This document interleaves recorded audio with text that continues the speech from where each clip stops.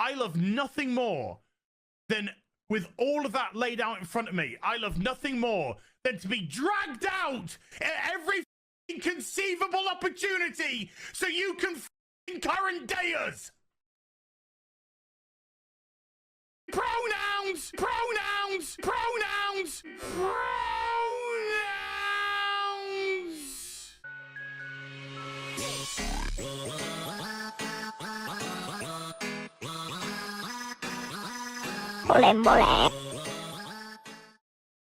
So Starfield is now officially out for everyone to enjoy, and like most Bethesda games, it's the talk of the town at the moment. Now a lot of folks are loving it, especially people who are already Bethesda fans, and also just those who have found joy exploring the stars. Some people, however, hate this game for various and valid reasons, and a big portion of players like it, but accept that it does have some flaws. Now, if you've paid any attention to this game before its release and after, then you'll know that it sparked some discourse. There's both a general discussion surrounding console wars with Xbox fanboys and PlayStation fanboys going toe-to-toe, and it has reaffirmed just how destructive this whole console war can actually be for gaming as a whole. But we also have the woke aspect that I think you all want me to talk about, but we'll get to that later. If you enjoyed this video, then leave a like and subscribe, it helps me out more than you know. And if you want to support me further, then check out my channel memberships or my Patreon. Once I finish Starfield, I'll post my review over there along with all my other reviews that don't make it to my channel. However, moving on, there's dumb discourse, and then there's dumb discourse. But let's start with lowercase dumb, which is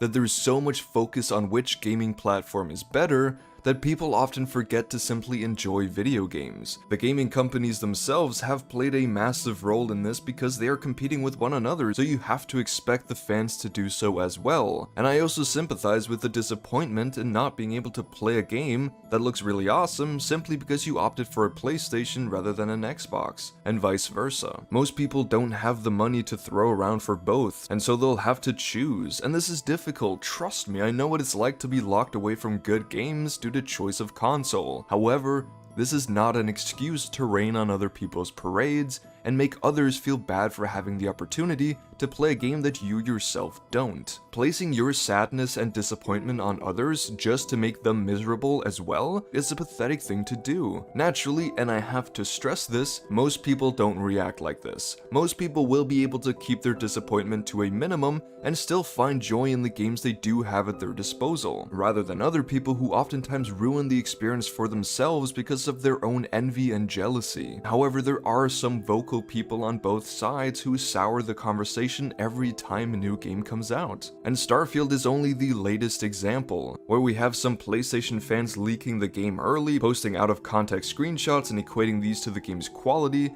and review bombing the game without having played it, while some Xbox fans in retaliation have been trying to expose reviewers who had given the game mediocre scores, and some that even sent threats over DMs. Naturally, this cycle repeats itself whenever one of these massive platforms releases a new game. We're seeing the same thing with Baldur's Gate 3 on PS5, and expect similar things with Spider-Man 2. Now this is part of an age-old tradition of people not being able to enjoy things because of dumb reasons that do nothing good other than make them miserable. Be it spending all your energy uncritically shitting on a game that you can't play, instead of doing something that makes you happy or is even just meaningful. Or, for example, being such a supporter of Zack Snyder and his movies that you feel the need to belittle other superhero movies because you need to pretend that what you like is supreme, despite this ruining your love for the superhero genre. Or falling out of love with your favorite franchises because of something as insignificant to you as pronouns. And this brings us to a situation we've seen unfold this past week, which is a prime example of really dumb and unnecessary discourse. If you don't know what the big deal is, Starfield basically lets you choose your pronouns in the character creator so that the game will know what pronouns to use when referring to your character. This is naturally done to give people more choice and also to be inclusive of people who either are or simply want to make a character that is trans or non-binary. If choosing your pronouns doesn't interest you, then this option is only on your screen for a short moment and then you don't have to think about it again. You're free to continue playing the game. This sounds pretty simple, right? It doesn't seem like the kind of controversy that would warrant any significant reaction, right? I mean, it's just pronouns, right? Well, not quite. At least, to some people, this was a way bigger deal than to others. Now, picture this. heelvsbabyface, notorious man baby, was streaming the game to his audience when he was forced to choose his pronouns, and later on he encountered a so-called trans character. There have been other people on Twitter complaining about pronouns in Starfield, and while I could respond to any one of them, I think Babyface's video is the most baffling. It's also the one that gained the most traction, for obvious reasons, so let's play it in full. So let's play most of it in full. I just want to say something to you, Bethesda. Just want to say a little something. There is nothing I love more. Taking my headphones off, fuck that. Bethesda, there is nothing I love more than to sit down, comfy chair, turn on my PC, fire up a brand new RPG, lose myself, think, oh my god, just think of this world, just think of all the planets I can visit, all the immersive things that I can get involved with, all the fights, all the relationships, all the people I meet, all the places I go. I'm so excited to go there. And you know, I love nothing more than, with all of that laid out in front of me, I love nothing more than to be dragged out at every conceivable opportunity so you can current day us. Sorry, did you want to get immersed in our world? Yeah, well, guess what? Pronouns! Fucking gender ambiguity! Fucking current day Californian shit! Because that's all we know! Because we're boring! We're so fucking boring! Fuck your immersion! You having a good time? Fuck you falling into a world and just getting lost. No, no, no. Current fucking day. You're boring. You're dull. You have nothing to say.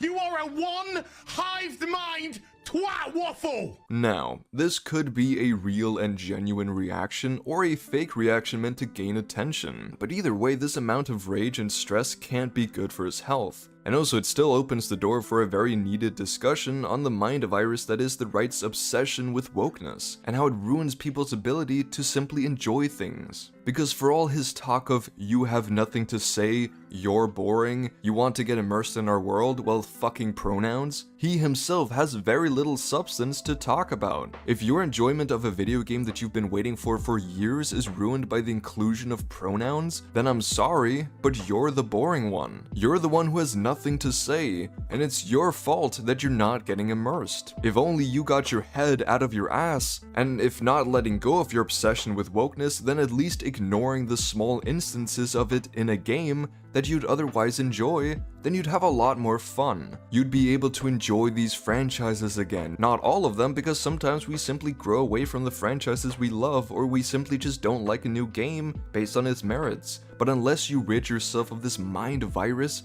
that is your obsession with wokeness, then you'll likely never again have the opportunity to just be a fan once again. Instead, you just become a screaming man with the mind of an infant. This is yet another situation that proves that the whole why don't you make new universes and media instead of putting woke stuff into beloved franchises argument is dumb and a lie. Because whenever something completely new is made, like Starfield, people like this will still complain about modern dayness infecting the media. People like heelvsbabyface, Melanie Mac, and nerdrotic don't actually want unique and well-written representation, which is something I think most people can agree isn't always well executed. They instead just want everything to be how they like it, how it used to be, rather than changing like society always does. They are reactionaries, and if you want to die on this hill alongside them, saying that Starfield having pronouns and a trans character makes the game unplayable, rather than, say, critiquing the actual merits of a game you want to play, then go ahead. I just have the question of why. Why does wokeness matter so much to you?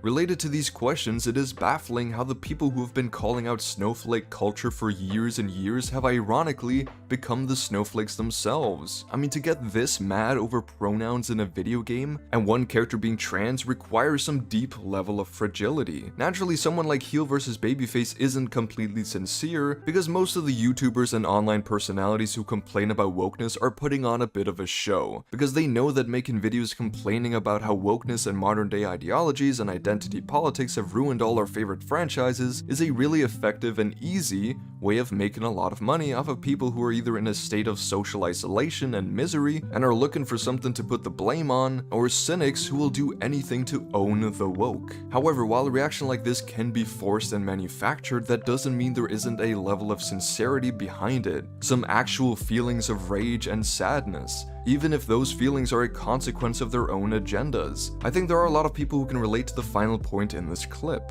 You take everything we love, all our emotions, all our fantasies, all our escapism, and you just can't help shovel your dog crap ideology into everything, every single solitary thing. Here's the thing.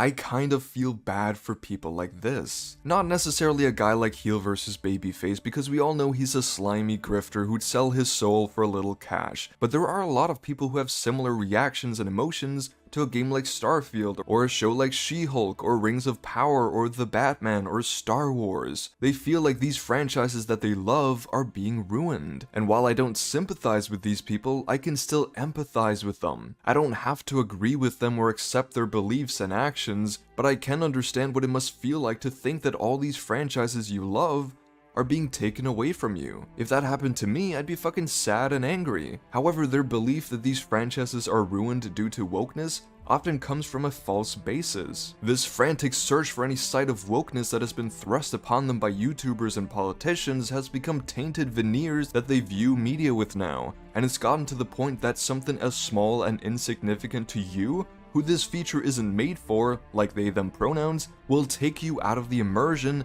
and ruin the experience of a game that you've been excited for from a developer that has made some of your favorite games. A game that by all means has the same DNA as the other games, with all the potential for you to love it, for it to then feel tainted and degraded because of a lie that you believe. I can understand why this would be frustrating, and it's frustrating to me that you don't see how pointless and unsubstantiated this quest for the destruction of wokeness is. That all this crusade is doing is making you feel more miserable, while the people who you follow, the people who keep you believing this nonsense, make thousands, even millions off of your ignorance, your naivety, your suffering. Ultimately, not much here is new. This outburst is a sign of a failing channel trying to gain some relevancy once again, and it worked. However, the topic of wokeness is still very relevant, and I'd love to hear your thoughts on this situation down in the comments. Like this video if you enjoyed, check out the other channels in the Fandom Initiative, and peace out.